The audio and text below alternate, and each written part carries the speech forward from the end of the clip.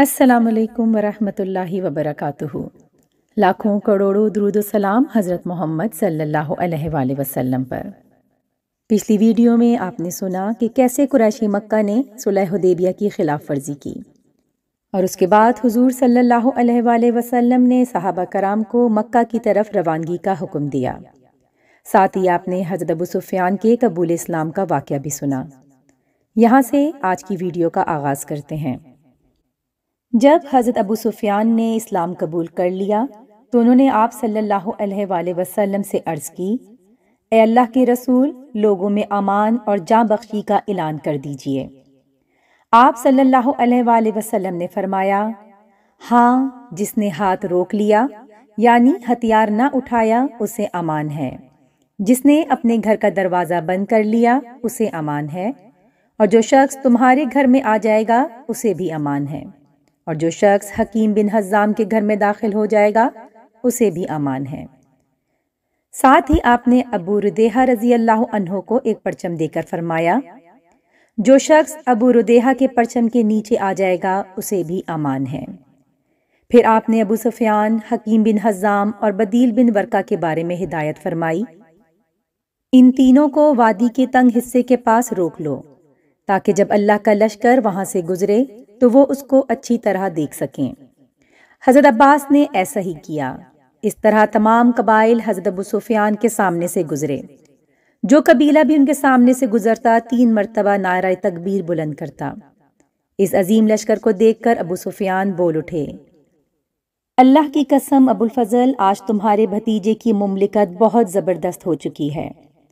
जवाब में हज़रत अब्बास ने फरमाया, ये सल्तनत और हुकूमत नहीं बल्कि नबूवत और रिसालत है। फिर जब नबी करीम सल्लल्लाहु अलैहि वसल्लम लोगों के करीब पहुंचे तो अबू सुफियान ने बुलंद आवाज में कहा, ए गुरह कुरैश, ये मोहम्मद सल्लल्लाहु अलैहि वसल्लम अपना अजीम शान लश्कर लेकर तुम्हारे सरों पर पहुंच गए हैं, इसलिए अब जो भी मेरे घर में दाखिल हो जाएगा उसे अमान होगी। ये सुनकर कुरैश कहने लगे, क्या तुम्हारा घर हम सब के लिए काफी हो जाएगा? अबू सुफियान ने जवाब दिया, जो शख्स अपने घर का दरवाज़ा बंद कर लेगा उसे भी अमान है, जो मस्जिद हराम में दाखिल हो जाएगा उसे भी अमान है, और जो हकीम बिन हज़ाम के घर में पनाह लेगा उसे भी अमान है, और जो हथियार डाल देगा उसे भी अमान है।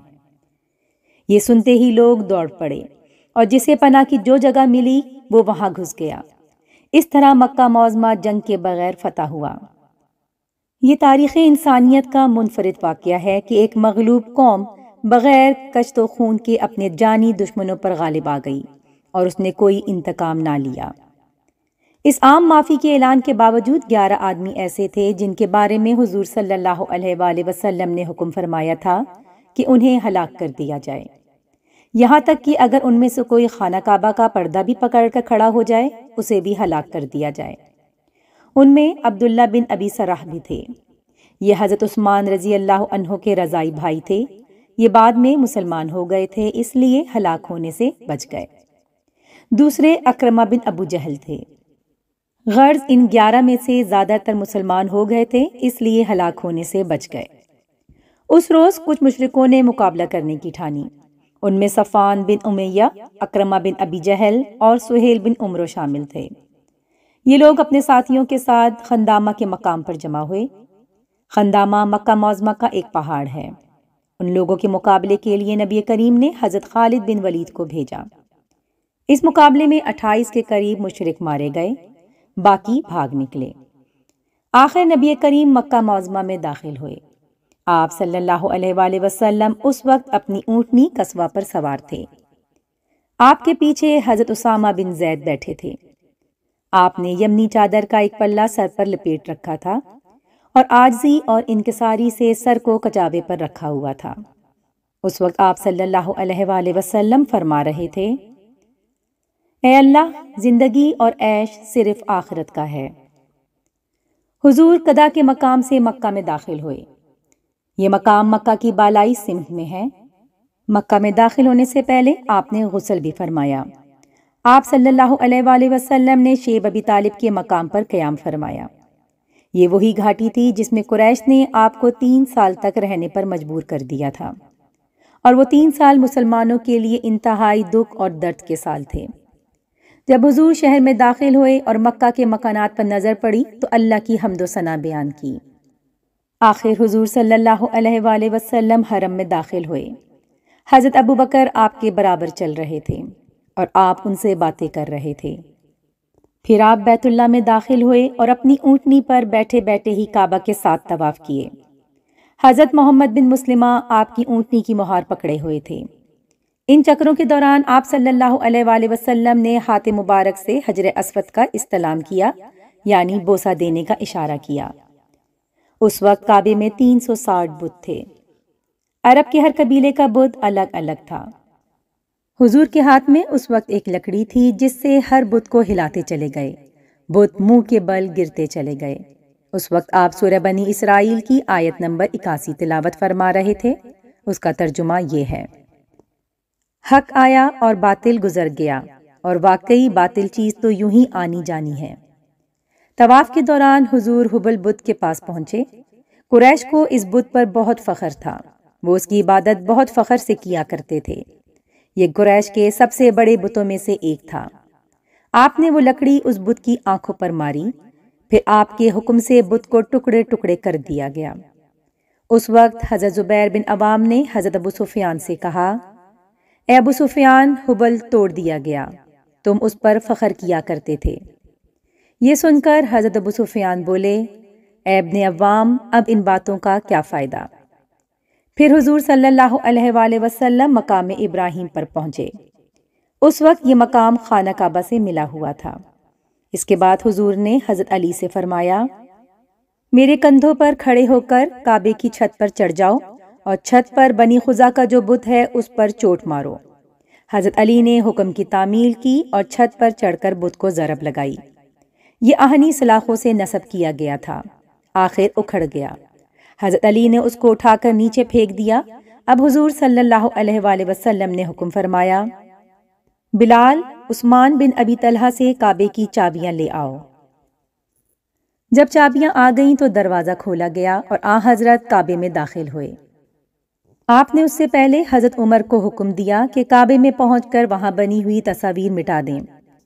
چنانچہ آپ کے اندر داخل ہونے سے پہلے ہی تصاویر مٹائی جا چکی تھیں، لیکن ان تصاویر میں ایک تصویر حضرت ابراہیم کی بھی تھی۔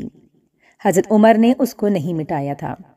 اس پر نظر پڑی تو حضرت نے حضرت عمر سے فرمایا: عمر، کیا میں نے تمہیں حکم نہیں دیا تھا کہ کعبے میں کوئی تصویر باقی نہ چھوڑنا؟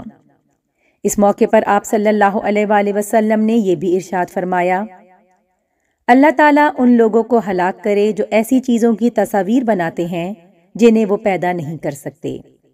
اللہ تعالیٰ انہیں ہلاک کرے۔ وہ اچھی طرح جانتے ہیں کہ ابراہیم علیہ السلام نہ یہودی تھے نہ نصرانی، بلکہ وہ پکے سچے مسلمان تھے۔ اس کے بعد اس تصویر کو بھی مٹا دیا گیا۔ پھر حضور صلی اللہ علیہ وآلہ وسلم نے وہاں 2 ستونوں کے درمیان میں 2 رکعت نماز ادا فرمائی۔ جب آپ اور آپ کے چند ساتھی کعبے کے اندر داخل ہوئے، اس وقت حضرت خالد بن ولید پہرا دینے کے لیے دروازے پر کھڑے ہو گئے۔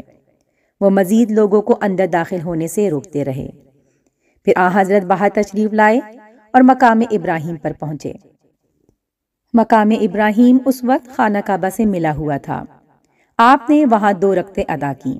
اس کے بعد آب زمزم منگا کر پیا اور وضو کیا۔ صحابہ کرام اس وقت لپک لپک کر حضور صلی اللہ علیہ وآلہ وسلم کے وضو کا پانی لے کر اپنے چہرے پر لگانے لگے۔ مطلب یہ کہ وہ آپ کے وضو کے پانی کو نیچے نہیں گرنے دے رہے تھے۔ مشرکین مکہ نے جب یہ حالت دیکھی تو پکار اٹھے: ہم نے آج تک ایسا منظر دیکھا نہ سنا، نہ یہ سنا کہ کوئی بادشاہ اس درجے کو پہنچا ہو۔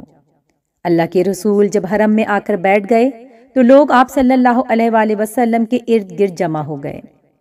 ایسے میں حضرت ابو بکر اٹھ کر گئے اور اپنے والد ابو قحافہ کا ہاتھ پکڑ کر انہیں لے آئے۔ ابو قحافہ کی بینائی جاتی رہی۔ ادھر جو ہی حضرت کی نگاہ حضرت ابو قحافہ پر پڑی تو فرمایا: اے ابو بکر، تم نے والد محترم کو گھر پر ہی کیوں نہ رہنے دیا؟ میں خود ان کے پاس چلا جاتا۔ اس پر ابو بکر نے عرض کیا: اللہ کے رسول، یہ اس بات کے زیادہ حقدار ہیں کہ خود چل کر آپ کے پاس آئیں۔ پھر حضرت ابو بکر نے حضرت ابو قحافہ کو حضرت کے سامنے بٹھا دیا۔ حضرت نے اپنا دست مبارک ان کے سینے پر پھیرا اور فرمایا، مسلمان ہو کر عزت اور سلامتی کا راستہ اختیار کرو۔ وہ اسی وقت مسلمان ہو گئے۔ حضرت نے فرمایا، ابو بکر تمہیں مبارک ہو۔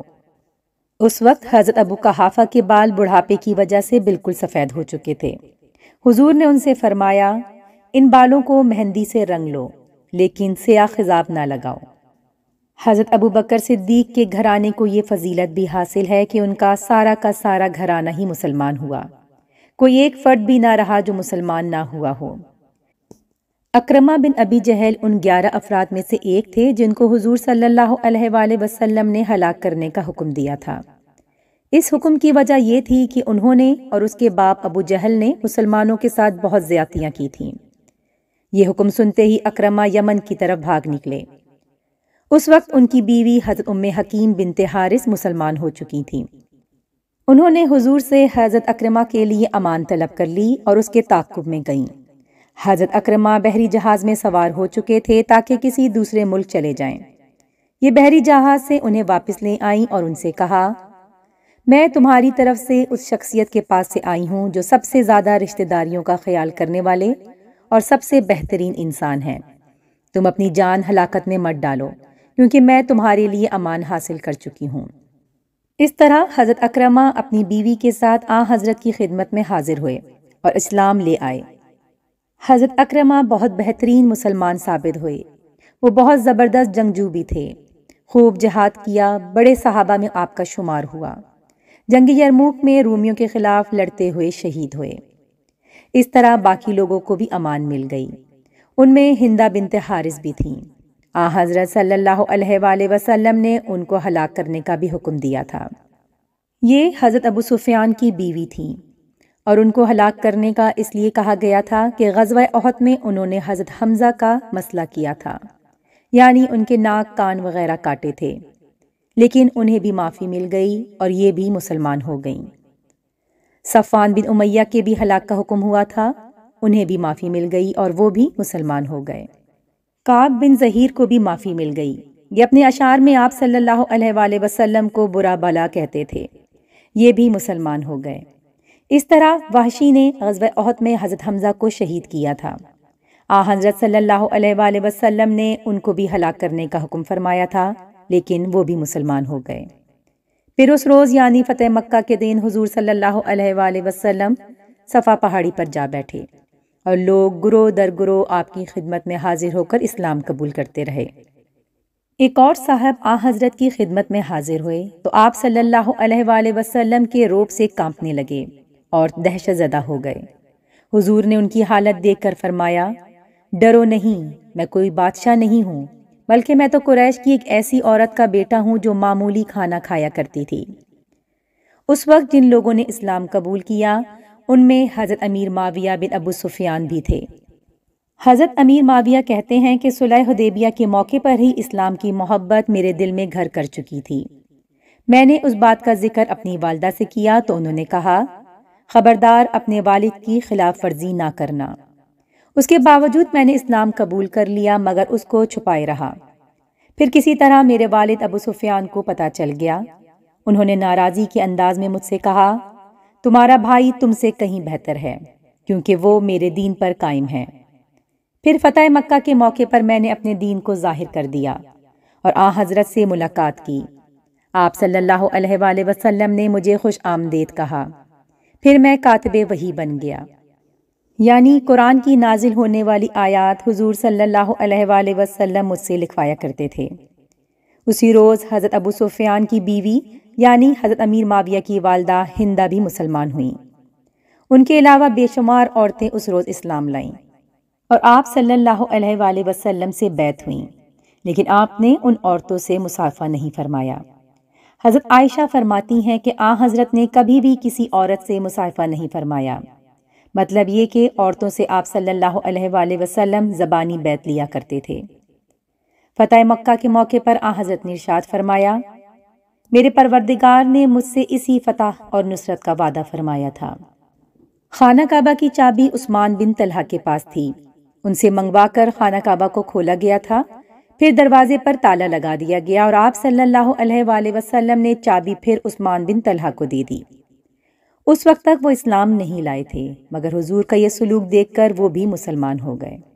حضرت نے فرمایا، اے بنی طلحہ، یہ چابی ہمیشہ کے لیے تمہارے خاندان کو دے دی گئی ہے اور نسل در نسل یہ تمہارے ہی خاندان میں رہے گی۔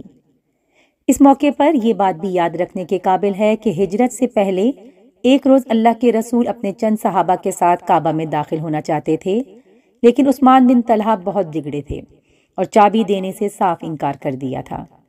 حضور صلی اللہ علیہ وآلہ وسلم کو برا بھلا بھی کہا۔ اس وقت حضرت نے فرمایا، عثمان، ان قریب ایک دن تم دیکھو گے کہ یہ کنجی میرے ہاتھ میں ہوگی اور میں جسے چاہوں گا یہ چابی اسے دوں گا۔ اس پر عثمان بن طلحہ نے کہا، کیا اس دن قریش ہلاک و برباد ہو چکے ہوں گے؟ حضور نے جواب میں ارشاد فرمایا، نہیں، بلکہ اس دن آباد اور سر بلند ہوں گے۔ حضرت عثمان بن طلحہ کو یہ تمام باتیں یاد آ گئیں۔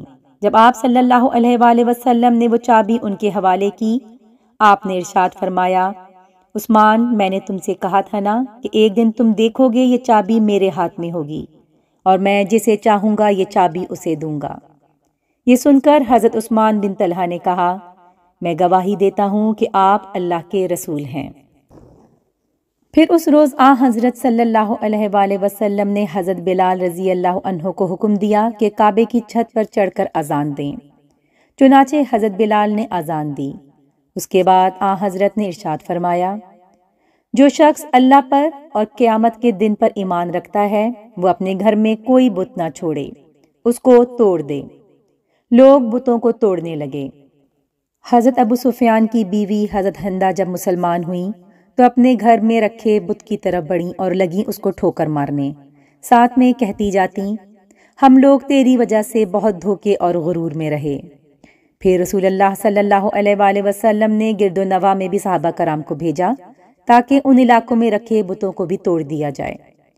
بعض علاقوں میں لوگوں نے باقاعدہ عبادت گاہیں بنا رکھی تھیں، ان میں بت رکھے گئے تھے۔ مشرکین ان بتوں کی اور عبادت خانوں کا اتنا ہی احترام کرتے تھے جتنا کہ کعبے کا۔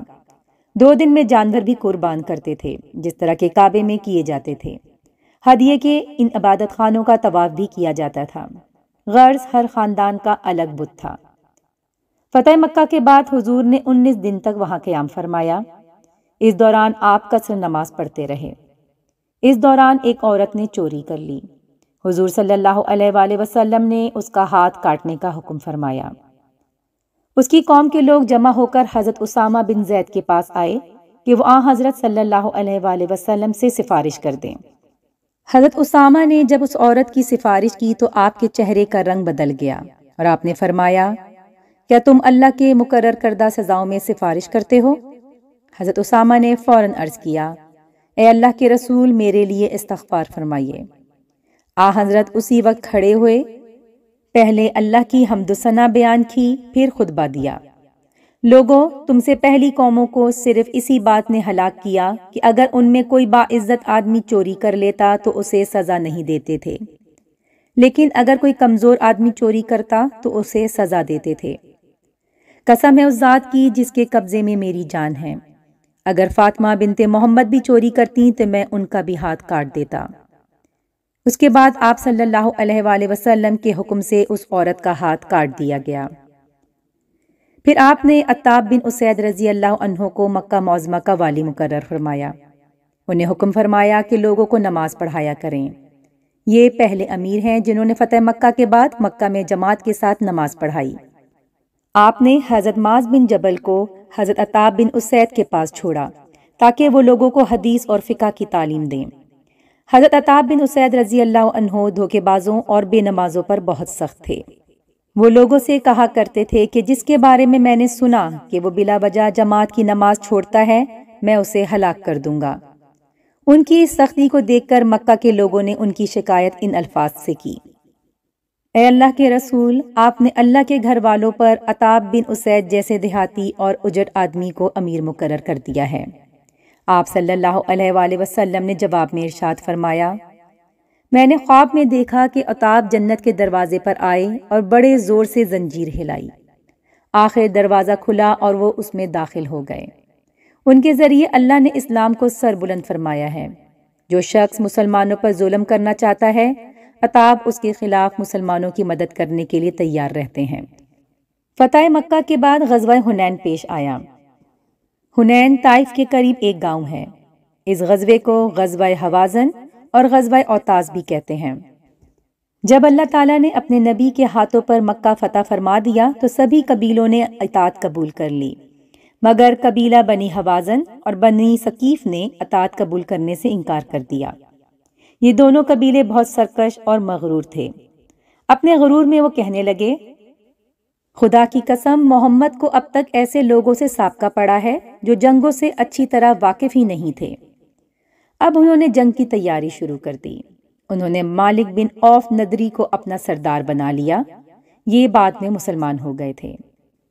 جب مالک بن عوف کو سب نے متفقہ طور پر قبیلوں کا سردار بنا لیا تو ہر طرف سے مختلف قبیلے بڑی تعداد میں آ کر لشکر میں شامل ہونے لگے۔ آخر مالک بن عوف نے اپنا یہ لشکر لے کر اوتاس کے مقام پر جا کر پڑاؤ ڈالا۔ ادھر جب حضرت کو خبر ملی کہ بنی حوازن نے ایک بڑا لشکر جمع کر لیا ہے تو آپ صلی اللہ علیہ وآلہ وسلم نے اپنے ایک صحابی حضرت عبداللہ بن ابی حدود اسلمہ کو ان کی جاسوسی کے لیے روانہ کیا اور ساتھ فرمایا، ان کے لشکر میں شامل ہو جانا اور سننا کہ وہ کیا فیصلے کر رہے ہیں۔ چنانچہ وہ بنی حوازن کے لشکر میں شامل ہو گئے۔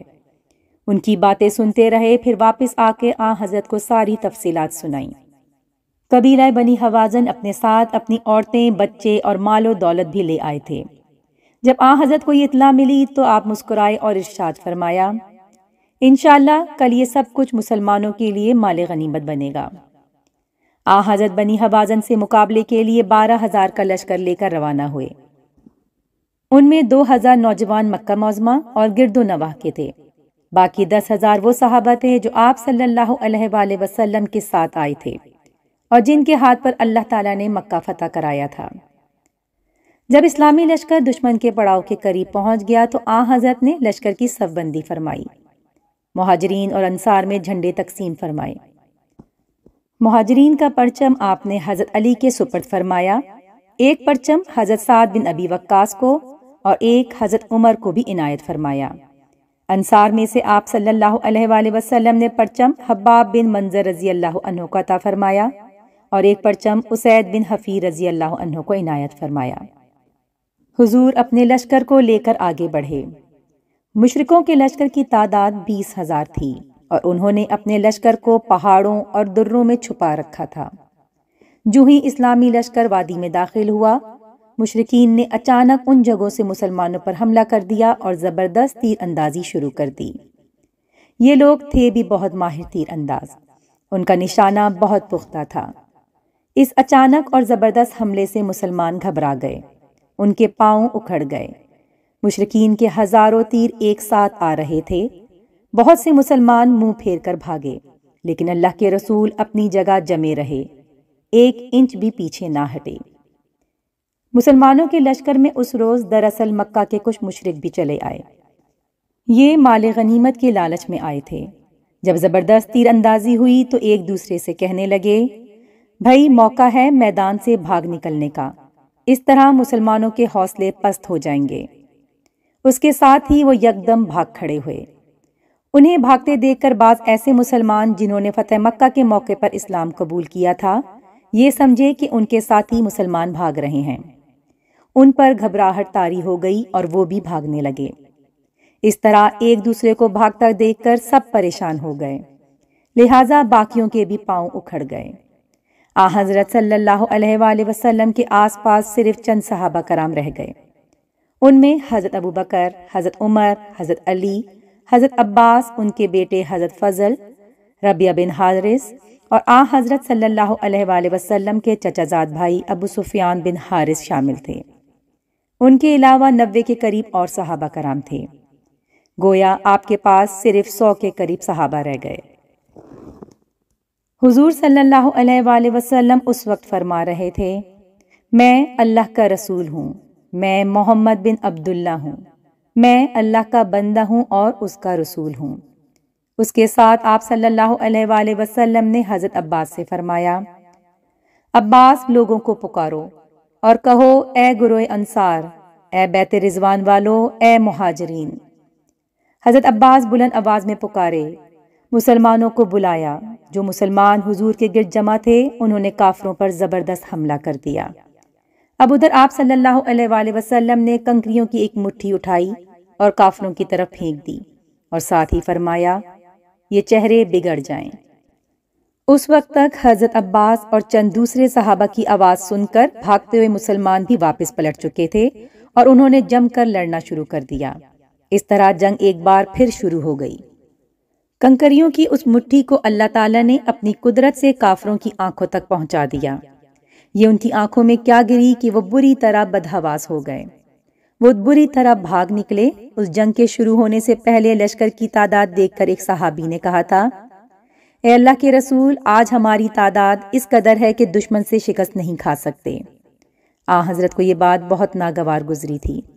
یہ الفاظ بہت گراں محسوس ہوئے تھے کیونکہ ان میں فخر اور غرور کی بو تھی۔ اللہ کے نزدیک بھی یہ جملہ ناپسندیدہ تھا۔ شاید اسی لیے شروع میں مسلمانوں کو شکست ہوئی، لیکن پھر اللہ نے کرم فرمایا اور مسلمانوں کے قدم جم گئے۔